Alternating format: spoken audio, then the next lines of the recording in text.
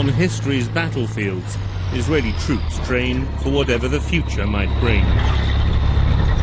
They are on the Golan Heights, fertile highlands which Israel captured from Syria in 1967 and found itself defending desperately in 1973 as the Syrians launched a surprise attack to get them back. It failed, and so did a simultaneous attack by Egypt. The former Israeli Prime Minister, who was a hero of the fighting 40 years ago, says the memories of war still haunt his country. I saw in 73 a war that was most severe one since our War of Independence. I don't think that there was at any point a chance that we will be defeated. But you cannot deny that the scars on the collective psyche is still there even now. Scarred by conflict, the Golan remains under Israeli occupation, a vantage point for Israel on the dangers of today's Middle East.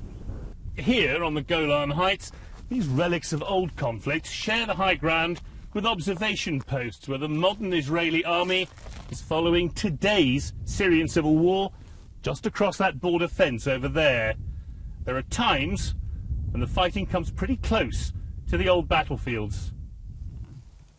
The grim civil war is grinding Syria's army down. It can still shell rebel positions in towns and villages like El Hamadiyah here, but it couldn't stage an operation like 1973 again, even if it wanted to. Egypt attacked Israel too in the October War of 40 years ago, determined to win back the land and the pride it lost in its stunning defeat in 1967. Egyptian commandos crossed the Suez Canal. After bitter battles in the forbidding wastes of the Sinai Desert, Israel did prevail, but Egypt's early successes allow it to celebrate 1973 as a victory. It was our dignity in front of our people in Egypt, because we lost their trust as an army at the time, after 1967 war. And as I mentioned, we felt really sorry for ourselves, for our country, and for our people, in the Egyptians. And that's why we decided, even the young officers at the time, that we had to do something about that. Today's soldiers train as yesterday's reminisce and remember.